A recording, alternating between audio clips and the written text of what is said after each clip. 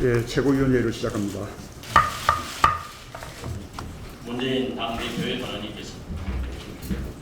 예, 오늘 2차 대전 종전 70주년입니다.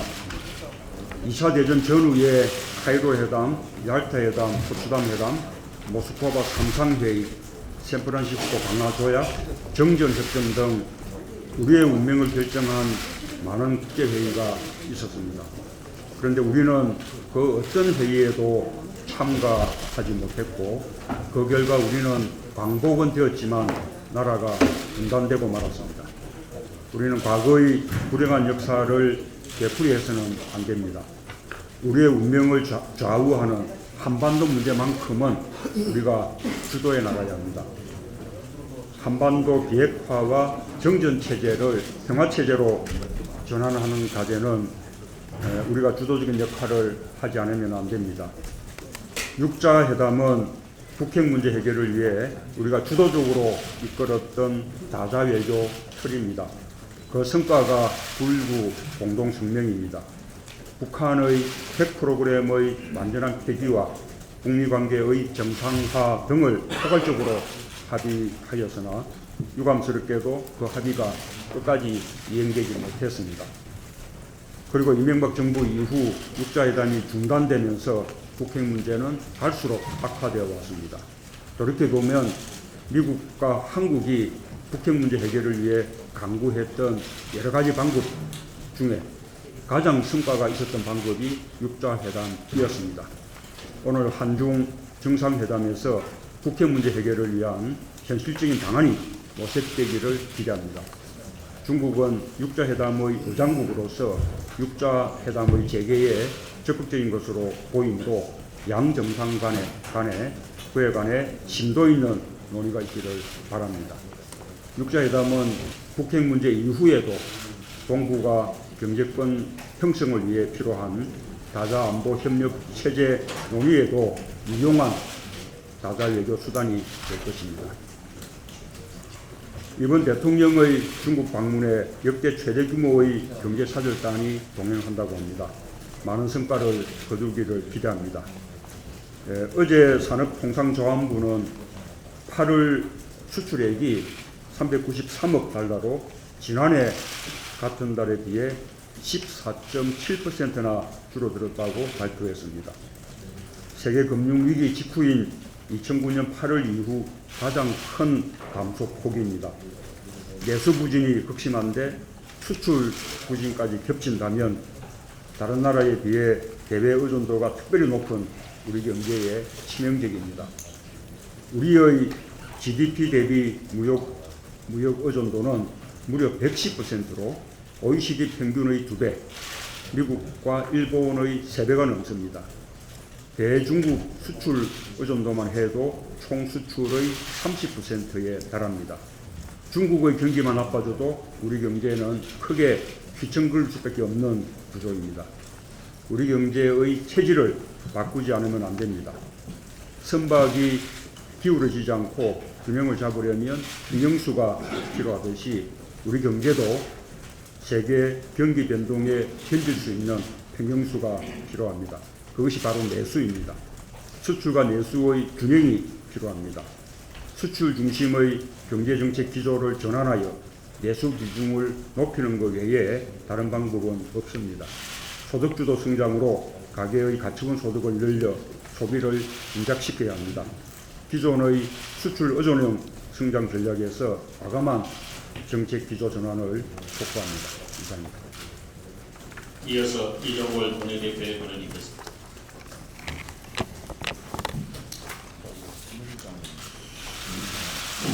어제 정의화 국회의장이 정부 국회 특수활동비에 대해 소위를 구성해서 투명성을 높일 필요가 있다 밝혔습니다. 정의화 의장의 용기가 새누리당의 대호각성의 계기가 되기를 정말로 기대합니다. 박근혜 대통령도 대통령이 되기 전에는 특수활동비와 국정원 예산의 투명성을 주장한 바 있습니다. 2005년도 당시 야당 대표였던 박 대통령은 각 부처 예산으로 분산되어 있는 특수활동비가 대표적인 국정원 불투명 예산이라며 개정을 제안한 바 있습니다. 특수활동비 문제가 대통령의 수많은 약속 파기 중에 또 하나로 다시 기록되지 않기를 기대합니다. 특수활동비 문제는 국회와 정부가 국민 앞에 속고대지하는 심정으로 해결할 문제입니다. 그래서 우리 당은 여야 국회가 공히 나서서 이 속고대지하자는 일입니다. 그런데 여당은 특수활동비에 대해서 지금까지는 논의조차 하지 않겠다는 것입니다. 이것은 국민을 무시하는 것입니다. 국민은 묻지마, 눈먼 돈, 영수증 없는 권력, 이 특수활동비에 대해서 물어볼 권리와 알 권리가 있습니다. 오늘 박근혜 대통령이 중국을 방문합니다. 중국의 전승절입니다. 9월 3일 전승절은 1945년 홍고공원에서 윤봉길 열사에게 폭탄 세례를 맞은, 그래서 목숨을 부지한 당시의 주중공사였던 시게미스가 매상이 돼서 미저리호의 메가더 장군에게 항복문서를 전달하는 때로부터 시작됐습니다. 전승의 중국의 전승을 기리는 이때 우리는 그 전승의 윤봉길 열사의 용기와 목숨을 건 희생이 2차 대전 전승의 기운으로 이어졌다는 그 사실을 우리는 똑똑히 기억합니다. 그래서 박 대통령의 중국 방문 열병식 참관은 국익을 위해서 옳은 선택을 한 것이라고 저는 생각합니다. 미국의 견제, 일본의 경계심에도 불구하고 이번 중국 방문은 그 성과에 따라서 동북아 평화협력 증진에 기여할 수도 있을 것입니다. 중국 방문은 북한 핵 문제를 푸는 모멘텀이 되어야 하겠습니다. 북한 핵 문제 해법은 박 대통령에게 주어진 중국 방문의 가장 큰 과제라고 저는 생각합니다.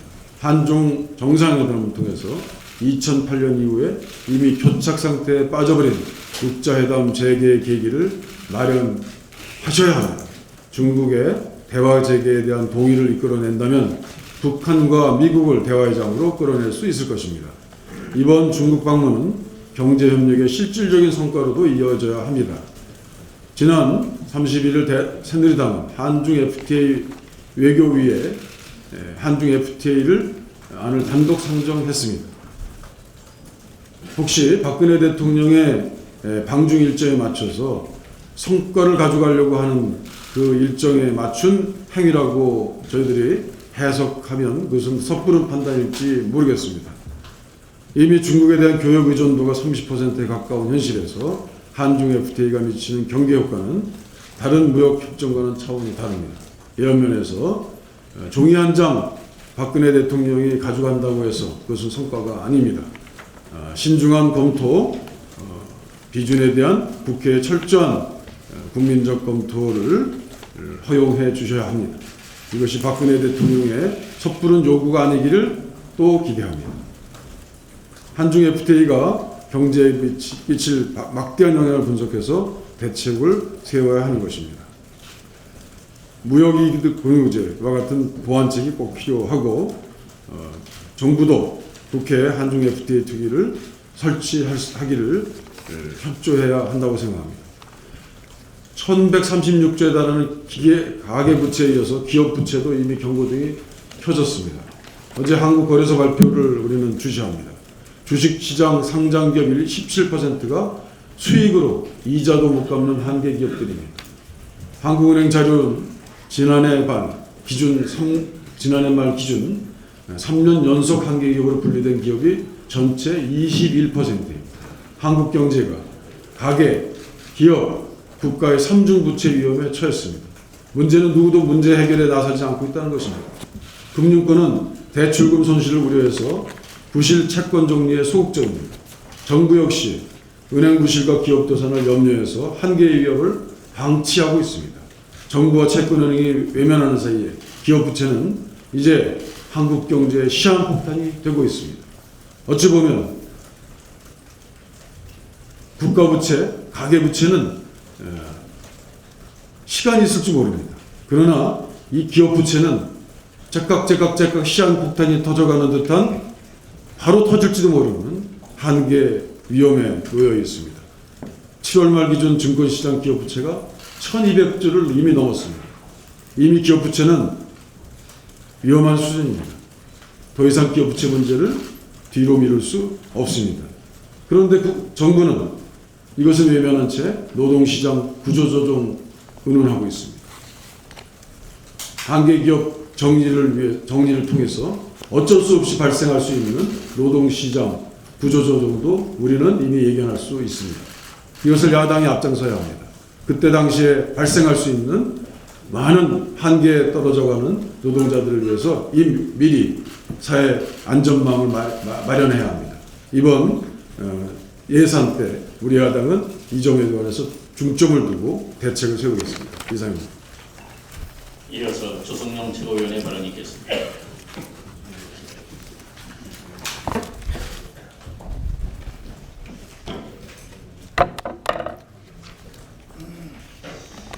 새누리당은 야당의 반대에도 불구하고 한중FTA 비준 동의안을 단독 상정하였습니다. 박근혜 대통령의 중국 방문에 앞서서 국회에 상정이라도 하겠다는 조급함까지 보였습니다. 중국은 우리나라 최대 수출국이자 수입국입니다. 한중FTA는 국가와 국민의 이익을 최우선으로 삼아서 신중하고 꼼꼼하게 추진되어야 합니다. 그러나 한중 FTA 비준안은 불공정, 조공협정이라고 해도 과언이 아닙니다. 정부의 조기 비준 요구는 박근혜 대통령이 중국행 급행열차를 타기 위해 농업인을 볼모로 희생시키는 것입니다. 한중 FTA가 얼마나 불공정한 협상인지 살펴보면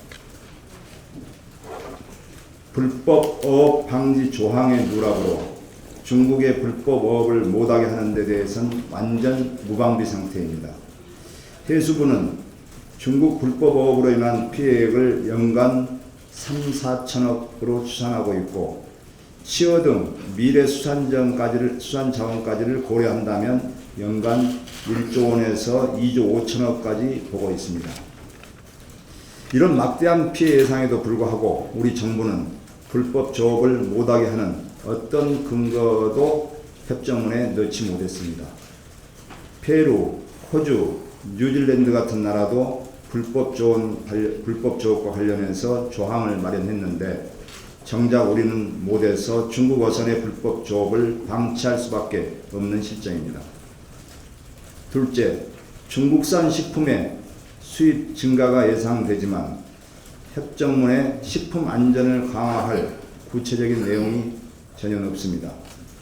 중국 현지 검역권이 보장되지 않는 등 중국산 불량식품 유입에 대한 대책을 마련하지 못한 것은 정부가 국민의 건강권을 포기한 거나 다름없습니다. 셋째, 중국 김치는 수입되는 데 반해서 정작 김치 종주국인 한국의 김치는 수출할 수 없는 상황은 상식적으로 납득이 되지 않습니다. 고추, 마늘, 양파의 수입은 막았지만 다대기의 수입은 막지 못하는 무능함을 보였습니다.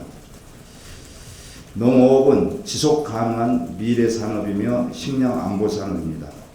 시급히 국회 내에 한중 FTA 특위 구성과 함께 막대한 피해가 예상되는 농업의 피해 최소화 대책 마련을 위해서 피해 보전 직불제 개선과 무역 이득 공유제 도입에 적극적으로 나서줄 것을 정부와 여당에 촉구하면서 우리 당도 철저한 검증으로 독소 조항을 잘 살피고 농업계의 요구가 제대로 반영된 피해 대책 수립에 총력을 기울이겠습니다.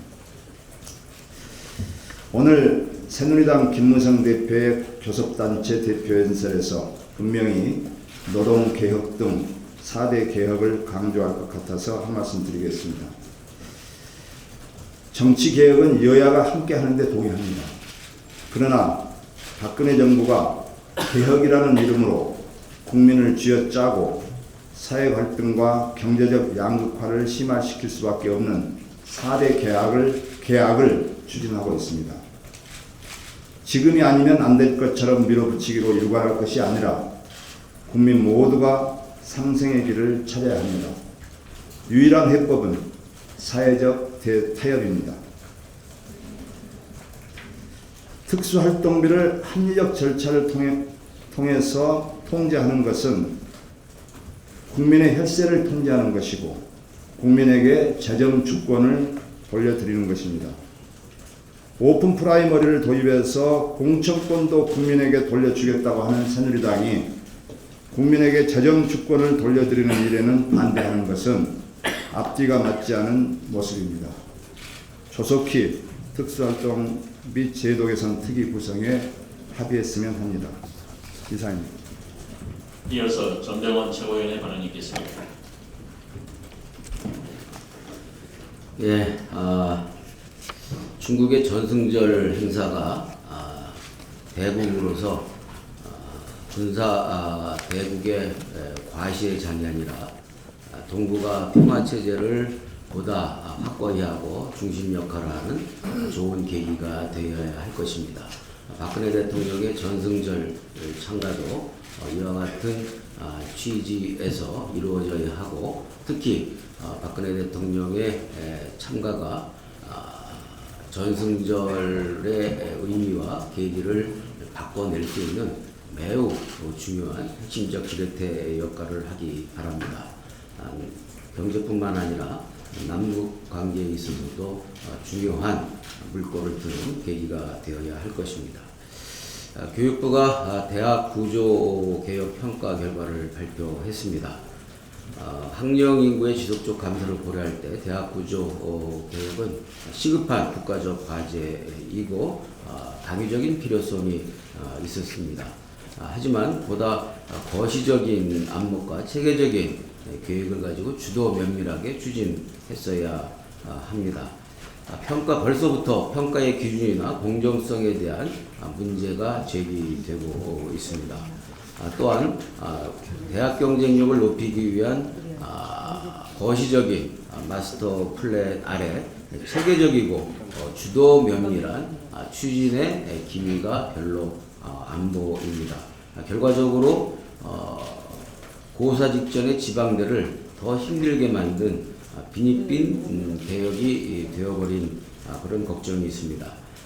졸지에 자신들의 학교가 부실대학으로 낙인 찍힌 해당 학생이나 학부모 또 졸업생들은 어떻게 할 것인지, 잘못은 사실상 사학재단이 하고 뺨은 학생과 학부모와 졸업생이 맞는 이 부조리한 현실을 어떻게 타개할 것인지에 대한 대책은 그 어디에도 없습니다. 거시적이면서도 세심한 대학 구조 개혁 방안과 함께 지방대 육성 방안도 함께 논의를 당연히 해야 할 것입니다. 대학의 경영 실패가 학생과 학부모의 피해로 돌아가지 않도록 세심한 정책적 배려를 다시 한번 촉구합니다. 대학의 구조 개혁 필요하지만 학생들과 학부모들의 그리고 졸업생들의 피해 최소화 방안을 구체적으로 제시할 것을 요구합니다. 정몽준 전 축구협회 명예회장이 차기 국제축구연맹 회장 선거 출마를 선언하고 뛰고 있습니다. 94년부터 2011년까지 FIFA 부회장을 지냈고 세계 축구계에서 기반을 닦아왔습니다. 2002년 월드컵을 성공적으로 유치해온 정몽준 명예회장이 축구 발전에 대한 헌신과 기여를 부정할 사람은 없다고 생각합니다. 지금 1인 장기 집권의 폐해로 몸살을 앓고 있는, 그래서 개혁과 변화가 절실히 요구되는 FIFA의 정몽준 명예회장은 새로운 혁신과 바람을 불러일으킬 적임자라고 생각을 합니다. 특히 최초의 ICI인 피파 회장이라는 자체가 최대의 혁신이자 가장 큰 변화의 상징이 될 것입니다. 피파 회장은 세계 체육계를 움직이는 글로벌 리더입니다. 유엔의 반기문 사무총장, 그리고 IMO의 임기택 사무총장에 이어 대한민국의 국가 위상을 크게 제고할 수도 있는 매우 좋은 기회라고 생각합니다. 피파 회장 선거가 6개월도 채 남지 않았는데 정몽준 명예회장이 꼭 당선되었으면 좋겠습니다. 정치의 역할은 없거나 아주 제한적이겠지만 우리 당 또한 협력과 응원의 마음을 갖출 것입니다. 이상입니다. 이어서 오영식 최고위원의 발언이겠습니다. 네, 우리 수채에 비상이 걸렸습니다. 어제 발표한 산업통상자원부 발표에 따르면 전년 동월 대비 14.7%나 줄었습니다. 글로벌 금융위기 직후인 2009년 8월 이후 6년 만에 최대 감소폭을 보였습니다. 8개월째 연속 감소로 금융위기 당시였던 2008년 11월 이후 1년간 계속된 수출 마이너스 기록까지도 깰 전망입니다. 무엇보다 우리 수출의 4분의 1을 차지하고 있는 중국 경제의 경착륙이 이미 기정사실로 받아들여지고 있는 상황에서 중국 내수 시장의 한국 제품 수요 위축, 글로벌 시장에서 중국산과의 경쟁 격화로 충격의 강도는 더 커질 것으로 보입니다. 중국은 벌써 석유화학, 철강, 자동차 등에서 한국의 턱밑까지 추격해온 상황입니다. 게다가 공격적인 위안화 평가 절하로 우리 시장을 잠식하고 있습니다. 저희는 지속적으로 정부의 경제정책의 전면적 전환을 촉구해 왔습니다. 여기에 더해 수출 경쟁력을 획기적으로 높일 수 있는 특단의 대책이 시급해졌습니다. 제조업 성장력 제고와 4세대 유망 품목 육성을 위한 R&D 투자, 중소 중견기업의 수출 활성화를 위한 무역 금융 확대, 시장 다변화 등 그동안 여러 방안이 나오기는 했지만 원칙적인 원론적 수준을 크게 벗어나지 못하고 있다는 것이 문제입니다. 정부는 새로운 핵심 기술의 확보, 산업 전반의 구조조정을 통해서 경쟁력 강화, 수출 경쟁력 강화를 위한 보다 근본적인 대책을 찾아야 할 것입니다. 다시 한번 말씀드립니다. 국민의 혈세는 한 푼도 헛되이 낭비되어서는 안 되고 국민의 혈세가 어떻게 쓰여지는지는 철저하게 검증되어야 할 것입니다. 소위 특수활동비는 영수증 처리도 되지 않고 사용처도 보고되지 않기 때문에 소위 눈먼 돈, 권력의 쌈짓돈이라는 오명을 받아왔습니다. 국가기관의 특수활동비의 투명성을 높이기 위한 국회 심사의 강화는 반드시 차제에 이루어져야 하고 이를 위해서 국회 예결위 산하의 특수활동비 제도 개선 소위원회는 이번에 만들어야 합니다. 특수활동비 공개를 정치공세라고 몰아붙이고 특수활동비 제도 개선을 위한 논의 자체를 거부하는 새누리당의 행태는 국민의 목소리를 철저히 외면하는 후한무치한 태도라고 아니할 수 없습니다. 대통령께서 야당 대표 시절에 그 필요성을 역설하였고 불과 3개월 전까지만 해도 특수활동비에 대한 제도 개선이 필요하다는 입장을 새누리당 대표와 원내대표가 주장했음에도 불구하고 이제 와서 특수활동비의 대부분을 쓰고 있는 국정원을 내세워서 공개와 논의 자체를 거부하는 것은 있을 수 없는 일입니다. 새누리당의 주장대로 국가안보상 기밀유지가 불가피하다면 막대한 국정원의 특수활동비의 용처가 합당한지 국회 정보위에서 비공개로라도 최소한 점검할 수 있는 체계는 마련되어야 할 것입니다. 국회가 국가 예산 전체를 심사하는 만큼 예산을 더 엄격하고 투명하게 운영해야 할 책임이 있습니다. 문재인 대표께서도 이미 밝힌 바와 같이 정부의 특수활동비 공개를 위해서 국회부터 먼저 모범을 보여 공개를 하고 이번에 국회 예결위에 특수활동비 제도 개선 소위원회를 반드시 구성해야 할 것을 다시 한번 강력하게 촉구합니다. 이상입니다. 이어서 유승희 최고위원님 발언이겠습니다. 예, 근해 대통령께서 중국을 방문하십니다. 국익을 저해할 수도 있는 불평등 한중 FTA 비준안이 국회 선정이 기습적으로 되었습니다. 박근혜 대통령의 중국 방문이 한중 간의 불평등, 불공평, 무역이 가속화되는 페달이 되지 않기를 바랍니다. 대기업 재벌 총수들이 대통령과 점심 한번 먹고 나더니 앞다퉈서 지금 대규모 채용으로 청년 일자리를 늘리겠다고 나섰습니다. 기획재정부도 민간 부문 16만 개를 포함해서 21만 개 일자리를 내놓겠다고 했습니다. 대기업이 내놓은 숫자는 그럴싸한데 내용을 보면은 웬걸입니다. 삼성그룹이 제시한 청년 일자리 종합 대책이 크게 세 가지입니다. 디딤돌 프로그램 실시, 교육 프로그램 실시, 그리고 1만 명 신규 채용입니다. 그런데 내용을 보면 거의 인턴 프로그램 또는 협력사 취업 소개입니다. 삼성에서 뽑는 것이 아니라 삼성 협력사에서 인턴을 하고 협력사 직원이 되는 것입니다. 채용 부담은 중소기업 협력사에서 짊어지고 생색은 대기업이 내는 것이죠. 더구나 인턴이나 협력사 직원이 과연 양질의 일자리를 보장받을지 검증이 필요합니다. LG도 마찬가지입니다. 삼성이 발표한 날 마치 약속이나 했듯이 신규 투자 계획을 밝혔습니다. 2018년까지 10조 원 집중 투자 계획입니다. 그러나 LG 디스플레이는 통상 매년 3조 원 수준을 투자했기 때문에 이것은 통상적인 투자를 3년으로 묶은 수치입니다.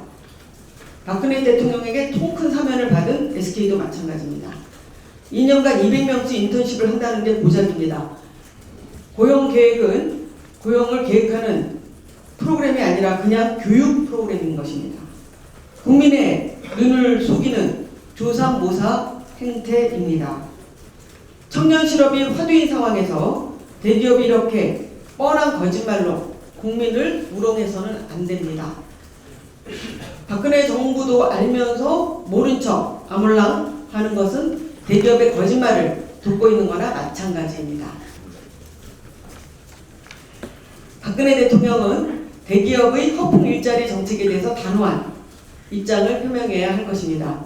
한국 경제의 모든 문제들은 단기적 그리고 개별적인 방안으로는 이제 해결할 수 없습니다.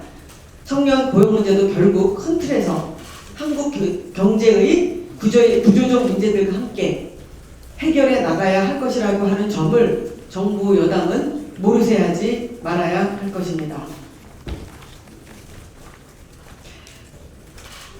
공천 관련 룰에 대해서 한 말씀 드리겠습니다.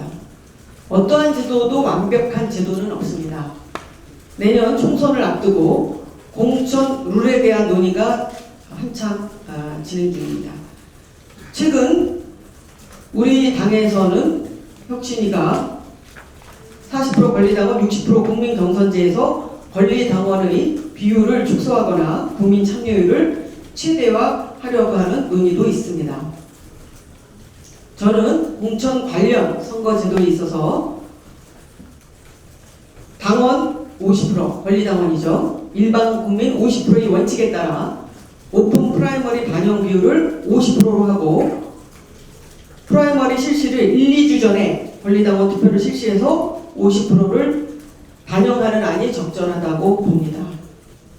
일부 지역에서 권리당원 투표가 동원으로 이루어진다는 부작용도 있었으나 상당수의 권리당원은 우리 당에 대한 지지와 애정을 가진 분들입니다.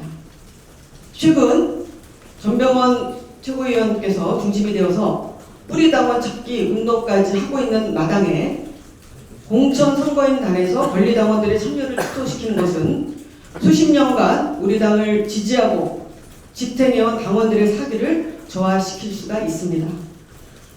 우리 당원들은 엄혹한 독재 정권하에서 민주주의를 위해 지겹도록 빨갱이라고 하는 소리를 들으면서도 그렇게 싸운 역사 속에 그 한가운데 계신 분들입니다.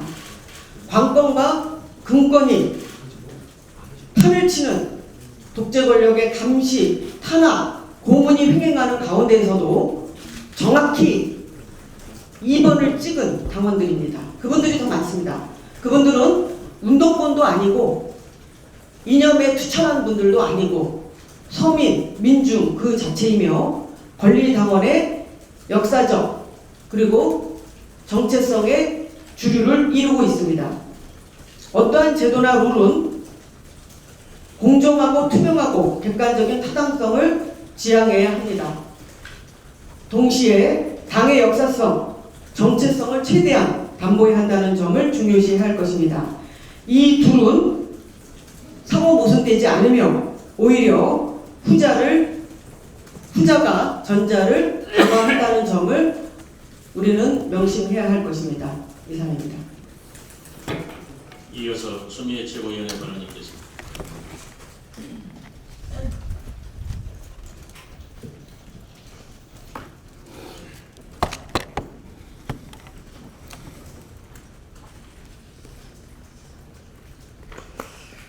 비정규직이 가장 많은 나라가 대한민국이죠.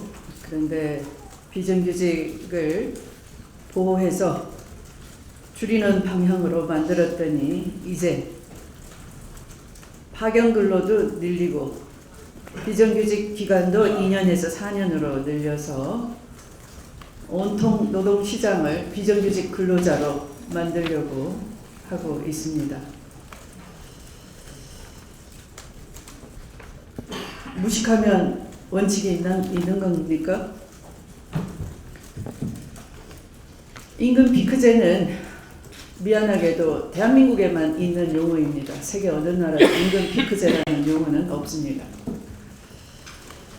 우리나라의 임금 피크제를 만들었던 이유는 4.5점, 5.6도라는 식으로 정년에 이르기도 전에 조기 퇴직하는 IMF 외환 위기 이후의 우리나라의 조기 퇴직에 따른 사회 문제가 심각했기 때문에 연령에 맞춰서 임금을 조정해서 정년을 보장을 해보자 하는 취지에서 임금 피크제를 언급했던 것입니다. 거기에 따라서 고령 사회를 대비한 고령자 고용 촉진법에 정년에 대해서는 60세 이상으로 해야 된다라고 했던 것입니다. 따라서 임금 피크제는 고령화 사회에 대한 고용 보장을 위한 제도인 것이지 청년 고용법이 아닌 것입니다. 실제 언론사, D사 여론조사에서 기업의 인식은 2016년부터 시행을 앞두고 있는 정년 연장 제도에 대해서 임금을 깎는 임금 피크제가 더 중요하다라는 기업의 입장을 드러냈습니다. D사 여론조사에서 기업의 71.4%가 임금 피크제를 선호했습니다. 바로 정년 연장 시행을 앞둔 기업의 인건비 부담을 줄이고자 하는 꼼수가 들어있다는 것이죠.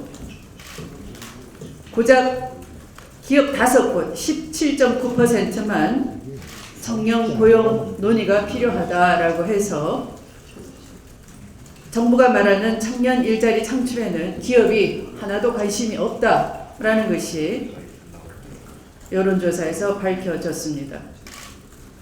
그래서 정부 여당의 임금 피크제 도입을 통한 청년 고용은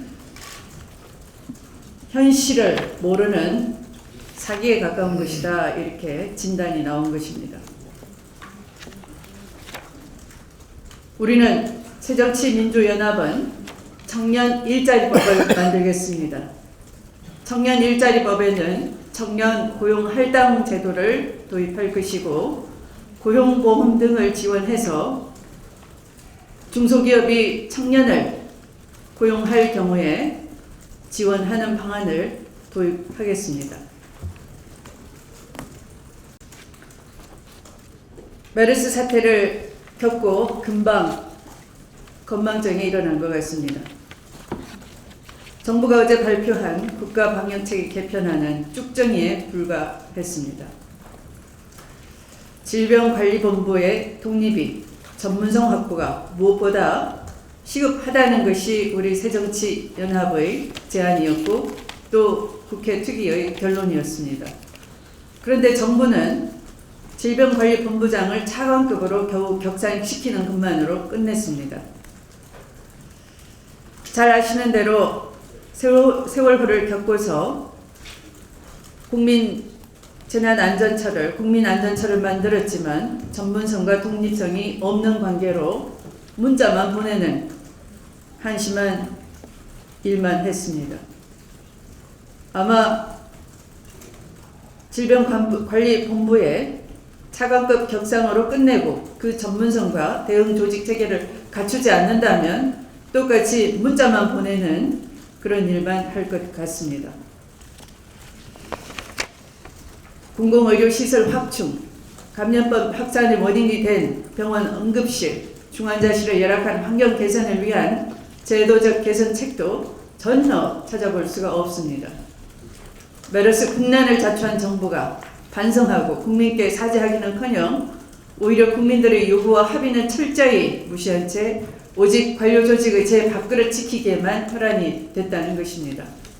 우리 새정치민주연합은 국민을 지키기에 턱없이 부족한 정부의 메르스 후속 대책에 분명히 반대하며 정부가 지금이라도 질병관리본부의 독립성과 전문성을 비롯한 감염병 제대로 된 대응 체계를 전면 재검토해 줄 것을 촉구하는 바입니다. 말씀을 마치겠습니다.